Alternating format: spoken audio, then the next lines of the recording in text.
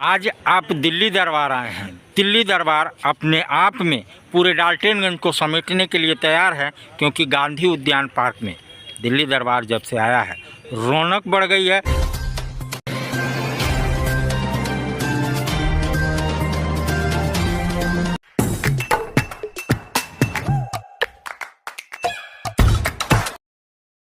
मेदिनीनगर में बड़े घरों को निशाना बना रहे हैं चोर।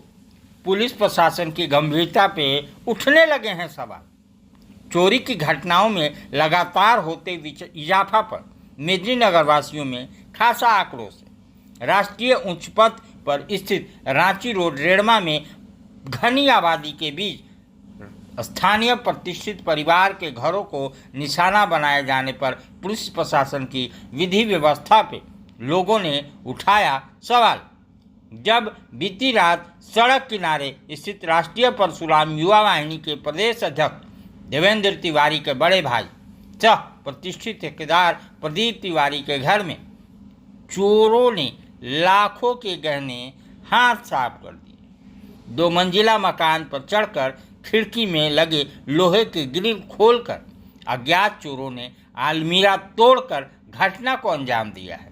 हालांकि मौके पर पुलिस पहुंचकर जांच पड़ताल शुरू कर दी है, लेकिन जांच में शिकार परिवार को स्थानीय युवकों की मदद से छानबीन किए जाने पर अब तक सुराग मिल नहीं रहे, जिसका स्थानीय लोगों में आक्रोश बढ़ता जा रहा है। जांच में प्रथम दृष्टया स्थानीय चोर को शामिल होने का संदेह जताया जा रहा है।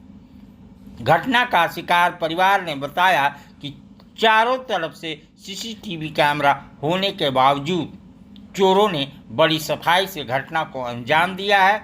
जिस कमरे में अलमीरा रखी थी उसकी जानकारी किसी को नहीं हो सकती। लकी जी, क्या घटना है, थोड़ा हमें विस्तार से बताइए।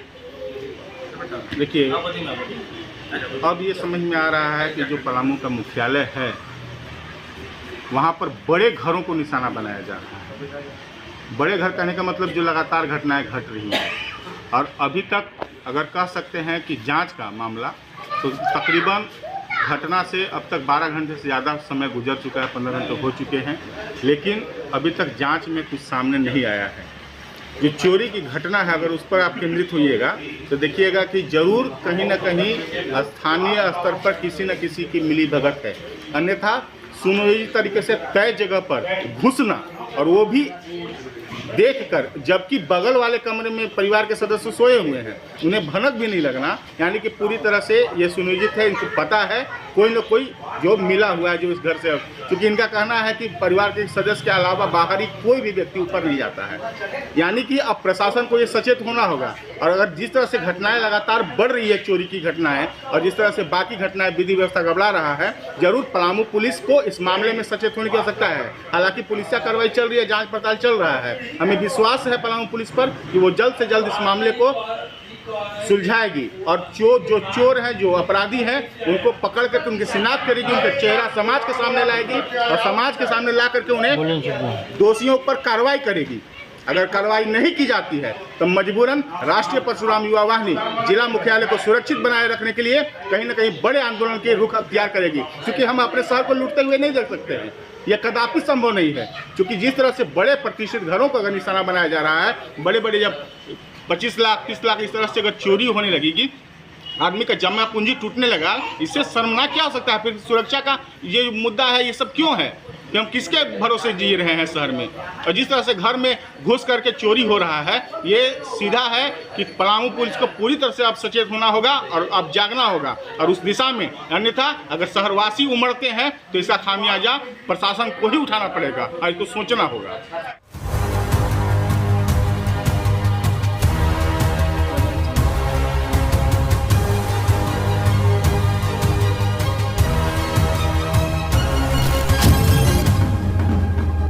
क्या क्या घटना में हुआ, क्या हुआ? 13 तारीख के रात्रि में Ranchi road Redma Cambridge school के पास श्री प्रदीप तिवारी जी के घर में सोहसा के गोदाम की ओर से चोरों ने दुतल्ला पर चढ़ा और ग्रिल तोड़कर अंदर रूम में आ गए और गोदरेज और लॉकर को तोड़ करके सारा ज्वेलरी और पैसा ले गए। इस तरह की घटना शहर में लगातार देखने को मिल रहा है। प्रशासन कार्रवाई कर रही है, लेकिन रात में गश्ती और चोर गिरोह का पर्दाफाश और जो चोर पकड़े जा रहे हैं या उनका जो अलग अलग गैंग है, उन लोगों को अगर देखा जाए, प्रशासन के लोग उसको पकड़ें, उससे पूछताछ करें तो समझ में आता है। हमें पूरा आशा नहीं, विश्वास भी है कि जो प्रदीप तिवारी जी के घर में चोरों ने चोरी किया है, उनको पकड़ा भी जाए। प्रशासन की ओर से, पुलिस पदाधिकारी की ओर से, जिला कप्तान की ओर से उसमें पूरा प्रयास कर चोरों को पकड़ा भी जाए और जो ज्वेलरी और पैसा ले गए हैं उसको बरामद करने का प्रयास किया जाए। मुझे पूरा विश्वास है कि प्रशासन इसमें सफल होगा और हमें इस घटना से जो नुकसान हुआ है उसका पूरा हमें वापस मिलेगा। और रात में पुलिस का गश्त बढ़ाना अनिवार्य है। हर मोहल्ला में, हर शहर के अलग अलग इलाके में अलग अलग ड्यूटी बना करके पुलिस को गश्त बढ़ाया जाए और चोरों पर कमान पूरी तरह से कसा जाए, नहीं तो सारा शहर लुट जाएगा इसी तरह और हम लोग मुस्तक बने रह जाएंगे। इस तरह का घटना शहर में अब आम हो गया है। भीड़ भाड़ वाले इलाके में लगातार चोरी हो रहा है।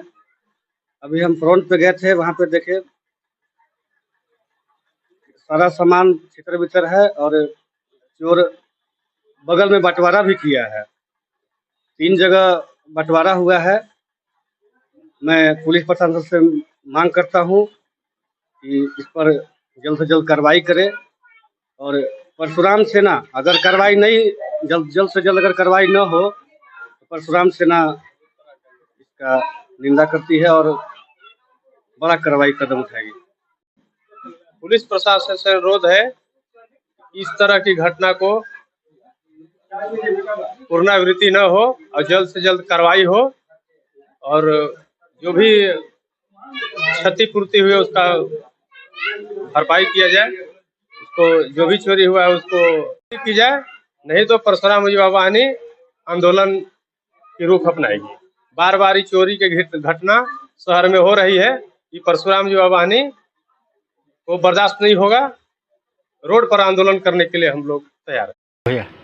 विवेका जी, आज एक बड़ी मार्मिक घटना, घर में चोर घुस करके सारे जेवरात ले उड़े, क्या कहना चाहते हैं, क्योंकि आप यहाँ के वार्ड पार्षद रह चुके हैं। देखिए, इस तरह का जो घटना हुआ है जितना भी निंदा किया जाए बहुत कम होगा, जबकि इसी वार्ड क्षेत्र में जो एरिया सीमा है, इसी वार्ड क्षेत्र में हमारे डीएसपी साहब भी अभी डेरा में रहा करते हैं और इसमें इतनी बड़ी घटना हुआ है, कई लाख रुपए की संपत्ति ले गए हैं, वो भी नीचे ग्राउंड लेवल पर के मकान पर नहीं, 2 तला मकान पर चढ़ के ऊपर से जो लाखों संपत्ति चोरों के द्वारा ले गया है। और वह NH 75 रांची रोड के ठीक बगल में प्रदीप तिवारी जी का घर है।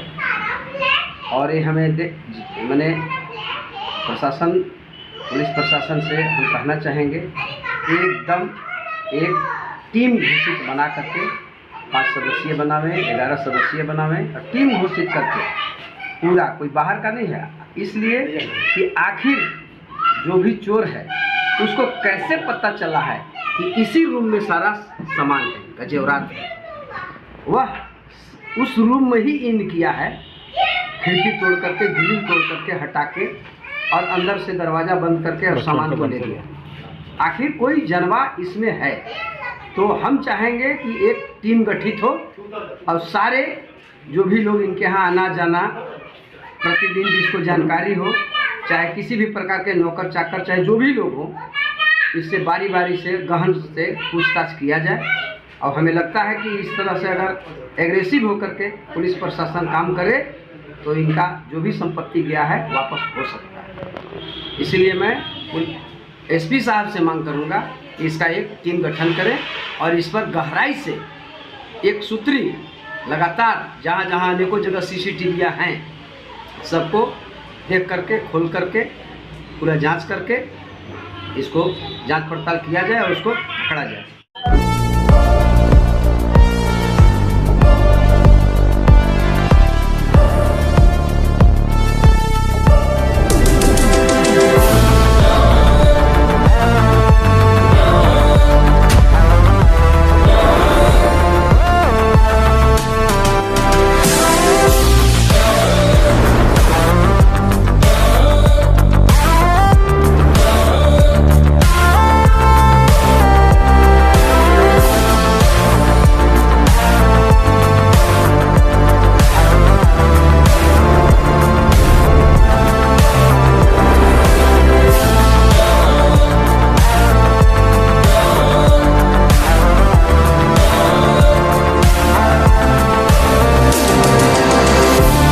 The Mahindra XUV 3XO. Everything you want and more. Bookings open 15th May. सस्ता और समुचित इलाज के लिए गरीबों का रहनुमा मात्र एक हॉस्पिटल, मैया बाबू हॉस्पिटल।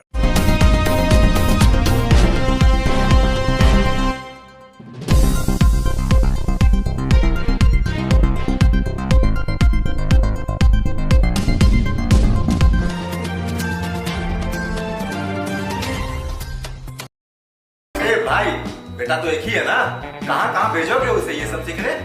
बेटा एक है तो स्कूल भी एक होगा ना भाई।